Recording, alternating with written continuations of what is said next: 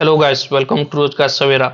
Discuss करेंगे 15 नवंबर के current affair with static GK. तो फर्स्ट क्वेश्चन है हमारा, भारत सरकार ने सिक्किम के लेप्चा समुदाय के किन दो पारंपरिक वाद्य यंत्रों को भौगोलिक संकेतक पंजीकरण प्रदान किया है? तो ये तुंगबुक और पुंगटोंग पुलित को प्रदान किया है, जो कि ये वाद्य यंत्र है। ऑप्शन बी इसका राइट आंसर हो जाएगा। ये सिक्किम के वाद्य यंत्र हैं। जीआई टैग के बारे में जानते हो? जीआई टैग एक ऐसा चिन्ह या टैग होता है जो किसी विशिष्ट क्षेत्र, स्थान या देश में उत्पन्न उत्पाद को उसकी भौगोलिक उत्पत्ति, गुणवत्ता, प्रतिष्ठा या अन्य विशेषता के आधार पर पहचान दिलाता है। उदाहरण के लिए दार्जिलिंग की चाय, बनारस की साड़ियां, नागपुर के संतरे, कांचीपुरम के सिल्क, ये कुछ जीआई टैग के एग्जाम्पल्स हैं। इसके अलावा जीआई टैग के बारे में और फैक्ट जानते हैं तो भारत में भौगोलिक संकेतक को भौगोलिक संकेतक पंजीकरण एवं संरक्षण अधिनियम 1999 के अंतर्गत दिया जाता है। तो यह अधिनियम कब से लागू हुआ? तो 15 सितंबर 2003 से अधिनियम लागू हुआ था। ये क्वेश्चन पूछा जा चुका है कि जीआई टैग कब से लागू हुआ, तो 15 सितंबर 2003 से ये लागू हुआ, 2003 से। इसके अलावा जीआई टैग का हेडक्वार्टर कहाँ स्थित है? तो चेन्नई में स्थित है। तो जीआई टैग का पंजीकरण चेन्नई में स्थित जियोग्राफिकल इंडिकेशन रजिस्ट्री द्वारा दिया जाता है। भारत का पहला जीआई टैग दार्जिलिंग की चाय थी, दार्जिलिंग जो कि पश्चिम बंगाल में स्थित है। और दार्जिलिंग की चाय को कब जीआई टैग दिया गया? तो 2004-5 में। जीआई टैग की जो वैलिडिटी होती है, इसकी वैधता होती है, वो 10 वर्ष होती है। उसके बाद इसे नवीनीकृत भी किया जा सकता है। और पश्चिम बंगाल और ओडिशा दोनों राज्यों की मिठाई है रसगुल्ला, जिसे दोनों राज्यों का जीआई टैग प्राप्त है। इसके अलावा उत्तर प्रदेश में भी जीआई टैग है कुछ, जैसे बनारस की साड़ियां, लखनऊ की चिकनकारी, खुर्जा की पोट्री, वाराणसी के मेंटल हैंडीक्राफ्ट्स, और फिरोजाबाद के गिलास यानी कांच उत्पाद, और गोरखपुर के टेराकोटा। इसके अलावा भारत में सर्वाधिक जीआई टैग प्रदान करने वाला राज्य भी उत्तर प्रदेश है। नेक्स्ट क्वेश्चन देखते हैं, तो राष्ट्रीय जनजातीय फिल्म महोत्सव और कार्निवल का आयोजन किस शहर में किया गया है? तो ये मणिपुर की राजधानी इम्फाल में किया गया है। ऑप्शन सी इसका राइट आंसर हो जाएगा। इम्फाल जो कि मणिपुर की कैपिटल है। तो ये जनजातीय कार्य मंत्रालय और भारत सरकार और मणिपुर सरकार के सहयोग से इसका आयोजन किया जा रहा है। उसकी थीम क्या है? तो इसकी थीम है ट्राइबल ट्रेडिशन थ्रू सिनेमा, यानी सिनेमा के माध्यम से जनजातीय परंपराएं दिखाना। इसका उद्देश्य जनजातीय संस्कृति, परंपरा और फिल्मों को बढ़ावा देना है। इसके अलावा जनजातीय कार्य मंत्री भी देखते हैं, तो वर्तमान में जनजातीय कार्य मंत्री जुएल ओराम हैं। ये फैक्ट भी याद रखना है। जनजातीय वर्तमान में जनजातीय कार्य मंत्री कौन है? तो जुएल ओराम है। इसके अलावा ये मणिपुर है, तो मणिपुर की सीमा किन किन भारतीय राज्यों से स्पर्श होती है? तो इसकी सीमा नागालैंड, असम और मिजोरम, तीन भारतीय राज्यों से इसकी सीमा स्पर्श होती है। इसके अलावा एक इसकी अंतर्राष्ट्रीय सीमा म्यांमार से भी स्पर्श होती है। मणिपुर से संबंधित और फैक्ट भी जानते हैं, जैसे मणिपुर में एक नेशनल पार्क है, काफी फेमस नेशनल पार्क है मणिपुर का, केबुल लामजाओ नेशनल पार्क, जो कि कहां स्थित है? तो लोकटक झील पे स्थित है। पूर्वोत्तर की सबसे बड़ी मीठे पानी की झील है लोकटक लेक।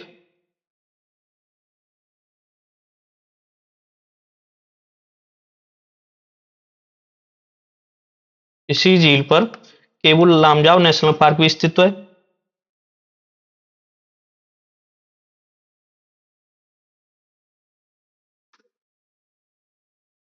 और ये विश्व का एकमात्र तैरता हुआ नेशनल पार्क है। केबुल लामजाओ विश्व का एकमात्र तैरता हुआ नेशनल पार्क है, जो कि लोकटक झील पर स्थित है। लोकटक झील जो कि पूर्वोत्तर भारत की सबसे बड़ी मीठे पानी की झील है।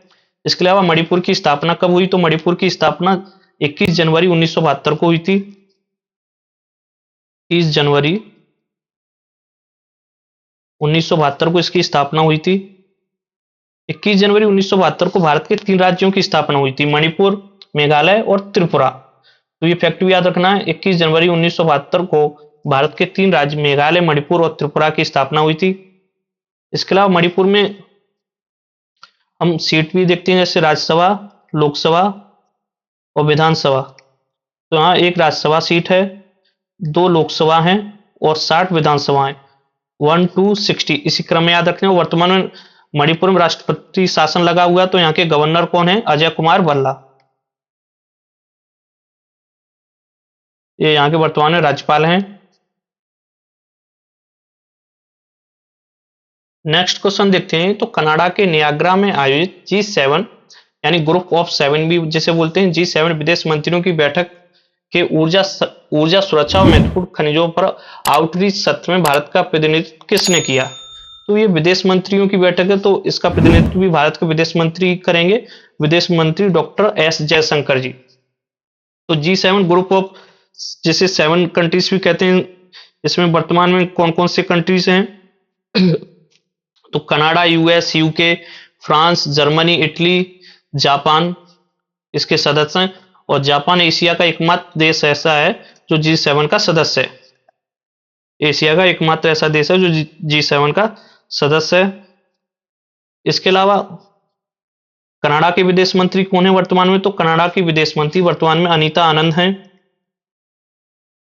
ये हिंदू कम्युनिटी से बिलोंग करती हैं अनीता आनंद, कनाडा में। और इनके माता पिता भारतीय मूल के थे, इसलिए इंपोर्टेंट हो जाती हैं। कनाडा की जो सेक्रेटरी ऑफ स्टेट हैं, विदेश मंत्री हैं, वो अनीता आनंद हैं। और वर्तमान में कनाडा के प्रधानमंत्री कौन है? तो वो भी हमारे लिए इंपोर्टेंट हो जाते हैं। पहले यहाँ पे प्रधानमंत्री जस्टिन ट्रूडो थे, लेकिन वर्तमान में यहाँ के प्रधानमंत्री अब मार्क कार्नी हैं।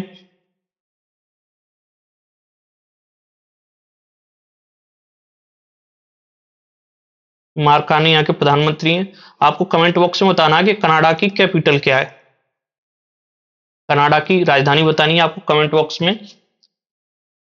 नेक्स्ट क्वेश्चन है, अंतरराष्ट्रीय हॉकी महासंघ FIH हॉकी विश्व कप 2026 की संयुक्त मेजबानी कौन से देश करेंगे? तो इसकी मेजबानी बेल्जियम और नीदरलैंड करेंगे। ऑप्शन सी इसका राइट आंसर हो जाएगा, क्योंकि यूरोप में इस बार इसका आयोजन होगा। FIH यानी इंटरनेशनल हॉकी फेडरेशन, इसकी स्थापना 7 जनवरी 1924 को हुई थी। इसकी स्थापना कहां पर हुई थी? तो पेरिस में इसकी स्थापना हुई थी, लेकिन इसका हेडक्वार्टर लोजेन स्विट्जरलैंड में स्थित है। तो इफेक्ट याद रखना, इसकी स्थापना पेरिस में हुई थी लेकिन इसका हेडक्वार्टर लोजेन स्विट्जरलैंड में स्थित है। और पहला पुरुष हॉकी विश्व कप कब खेला गया? तो 1971 बार्सिलोना स्पेन में। और पहला महिला हॉकी विश्व कप कब खेला गया? तो 1974 फ्रांस में। ये फैक्ट भी याद रखने। इसके अलावा भारत FIH का सदस्य कब बना? तो 1928 में बना था। इसके अलावा 1928 में एक इंपोर्टेंट हॉकी से रिलेटेड ये था कि भारत ने अपना पहला हॉकी का गोल्ड मेडल 1928 में ही जीता था एम्स्टर्डम ओलंपिक में। ठीक है, तो 1928 में भारत FIH का सदस्य बना। इसके अलावा भारत ने 1928 में ही हॉकी का फर्स्ट गोल्ड मेडल भी जीता था।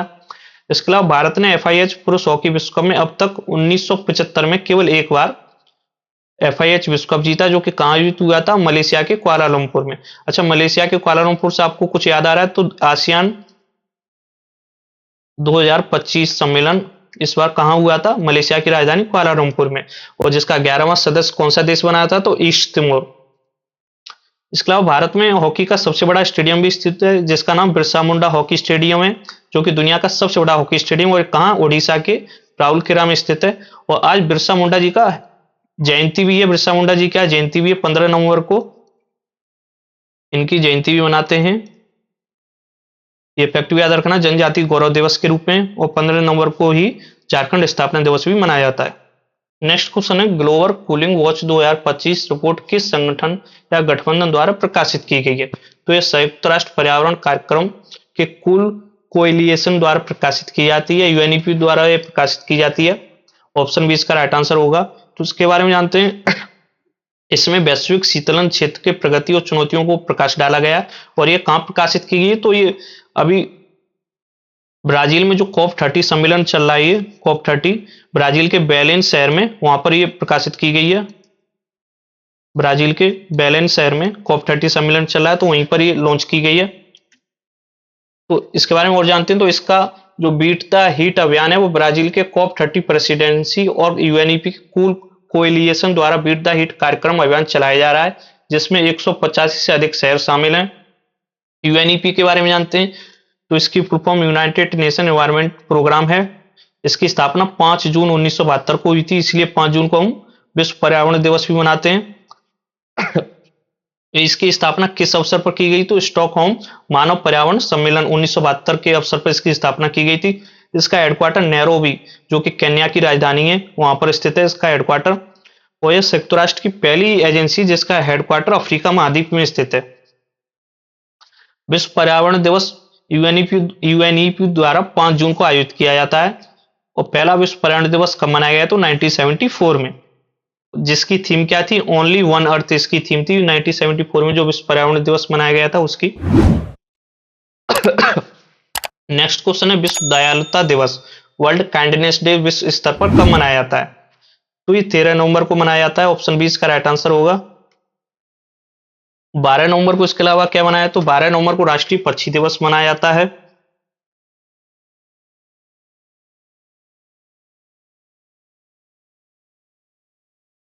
चौदह नवंबर को क्या मनाया जाता है, तो इससे राष्ट्रीय बाल दिवस मनाया जाता है। राष्ट्रीय बाल दिवस भारत के प्रथम प्रधानमंत्री पंडित जवाहरलाल नेहरू की जयंती के रूप में मनाया जाता है।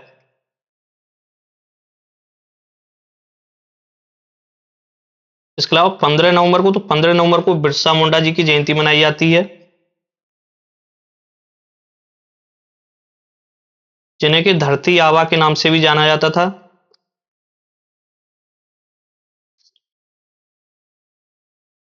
और इसलिए 15 नवंबर को इन्हीं की जयंती के अवसर पर झारखंड राज्य की स्थापना की गई थी।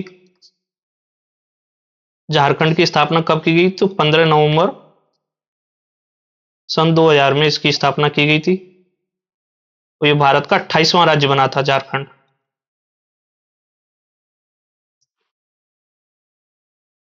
नेक्स्ट क्वेश्चन है भारत की पहली मेगावाट घंटा scale vanadium redox flow battery प्रणाली का उद्घाटन कहां किया गया है? तो ग्रेटर नोएडा में किया गया है, उत्तर प्रदेश में, उत्तर प्रदेश के ग्रेटर नोएडा में। यह प्रणाली एनटीपीसी नेत्रा राष्ट्रीय ऊर्जा प्रौद्योगिकी अनुसंधान गठबंधन ग्रेटर नोएडा उत्तर प्रदेश में स्थापित की गई है। इसके बारे में और जानते तो इसका उद्घाटन किसने किया, तो केंद्रीय आवास और शहरी मामलों के मंत्री और केंद्रीय विद्युत मंत्री श्री मनोहर लाल खट्टर जी ने इसका उद्घाटन किया है। तो वर्तमान में केंद्रीय विद्युत और आवास एवं शहरी मंत्री कौन है, मनोहर लाल खट्टर। और इसकी जो क्षमता है वो कितनी, तो 3 मेगावाट पर आवर इसकी क्षमता है। और इसका विकल्प क्या है, तो यह पारंपरिक लिथियम आयन बैटरियों का एक विकल्प है। यह लिथियम पर निर्भरता को कम करता है और देश में स्वदेशी बैटरी निर्माण को बढ़ावा देता है। इसके अलावा इसके डेवलपर के बारे में जानते हैं, तो भारत की सबसे बड़ी बिजली उत्पादक कंपनी एनटीपीसी, जो कि भारत की सबसे बड़ी बिजली उत्पादक कंपनी और एक महारत्न कंपनी है एनटीपीसी। एनटीपीसी के अनुसंधान एवं विकास केंद्र नेत्रा द्वारा स्वदेशी रूप से इसे विकसित किया गया है। यह पहल पीएम मोदी के विकसित भारत 2047 के दृष्टिकोण और नेट जीरो उत्सर्जन के लक्ष्यों के अनुरूप है। यानी नेट जीरो उत्सर्जन का लक्ष्य हमने कब तक रखा है, 2047 तक। नेक्स्ट क्वेश्चन, भारत श्रीलंका संस्कृत महोत्सव का उद्घाटन कहां किया गया है? तो कोलंबो विश्वविद्यालय में किया गया, ऑप्शन ए इसका राइट आंसर हो जाएगा। भारत श्रीलंका के सांस्कृतिक संबंधों को मजबूत करने के लिए कोलंबो विश्वविद्यालय का उद्घाटन, श्रीलंका संस्कृत महोत्सव का उद्घाटन किया गया है। श्रीलंका के बारे में जानते हैं, तो श्रीलंका की राजधानी जयवर्धनेपुरम कोट्टे है। और श्रीलंका को हिंद महासागर का मोती भी कहते हैं, इसे भारत का आंसू भी कहते हैं। इसके अलावा इसे पूरब का मोती भी कहते हैं। ये इसके उपनाम हैं जो कि कभी कभार एग्जाम में आ जाते हैं। इसे पूरब का मोती, हिंद महासागर का मोती और भारत का आंसू भी कहा जाता है। इसे ब्रिटेन से आजादी कब मिली, तो 4 फरवरी 1948 को इसे ब्रिटेन से आजादी मिली। और श्रीलंका के प्रथम प्रधानमंत्री कौन थे, तो DS सेनानायक यहाँ के फर्स्ट प्राइम मिनिस्टर थे। और यहाँ की करेंसी रुपया है। यहाँ का नेशनल गेम वॉलीबॉल है। और सबसे बड़ी नदी महावेली है। और भारत और श्रीलंका के बीच में कौन सी जल संधि, कौन सी जलडमरू मध्य स्थित, तो पाक जलडमरू मध्य इन दोनों देशों के बीच में स्थित है। तो श्रीलंका का नेशनल फ्लावर क्या है, तो ब्लू वाटर लिली यहाँ का नेशनल फ्लावर है। इसके अलावा व्हाइट वाटर लिली, तो व्हाइट वाटर लिली किसका नेशनल फ्लावर, तो ये बांग्लादेश का है। एग्जाम में अक्सर ये दोनों ही पूछे जाते हैं, कंफ्यूज होते हैं। तो व्हाइट वाटर लिली बांग्लादेश का राष्ट्रीय फूल है और ब्लू वाटर लिली श्रीलंका का राष्ट्रीय फूल है। नेक्स्ट क्वेश्चन है, कायरा में आयोजित ISSF निशानेबाजी विश्व चैंपियनशिप में पुरुषों की 10 मीटर एयर पिस्टल स्पर्धा में स्वर्ण पदक किसने जीता है? तो ये सम्राट राणा ने जीता है, ऑप्शन डी इसका राइट आंसर हो जाएगा। भारत के सम्राट राणा ने ISSF निशानेबाजी विश्व चैंपियनशिप में पुरुषों की 10 मीटर एयर पिस्टल स्पर्धा में स्वर्ण पदक जीता है। इस जीत के साथ वह व्यक्तिगत एयर पिस्टल विश्व खिताब जीतने वाले पहले भारतीय बन गए हैं। तो ये कहाँ आयोजित हुई थी? काहिरा, जो कि मिस्र की राजधानी है, कायरा में ये आयोजित हुई थी, जो कि मिस्र की राजधानी है।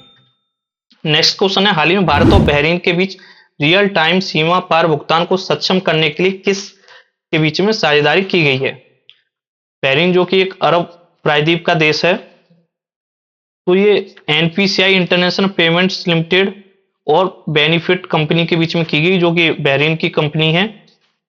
इसके बारे में विस्तार से जानते हैं। तो भारतीय राष्ट्रीय भुगतान निगम एनपीसीआई की अंतर्राष्ट्रीय शाखा NPCI international payments limited NIPL और बहरीन की अग्रणी fintech company benefit real time सीमा पार भुगतान प्रणाली के बीच में साझेदारी हुई है। ये और यह साझेदारी भारत के UPI unified payment interface, UPI की फुल फॉर्म में याद रखनी है, कई बार एग्जाम में पूछी जाती है।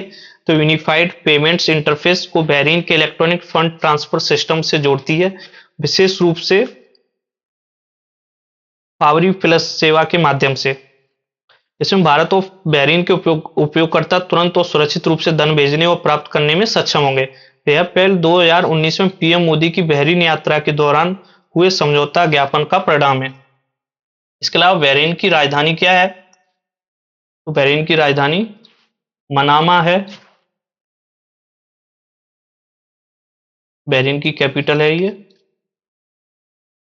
तो क्लास अच्छी लगी हो तो लाइक, शेयर और सब्सक्राइब जरूर करें। Thanks for watching.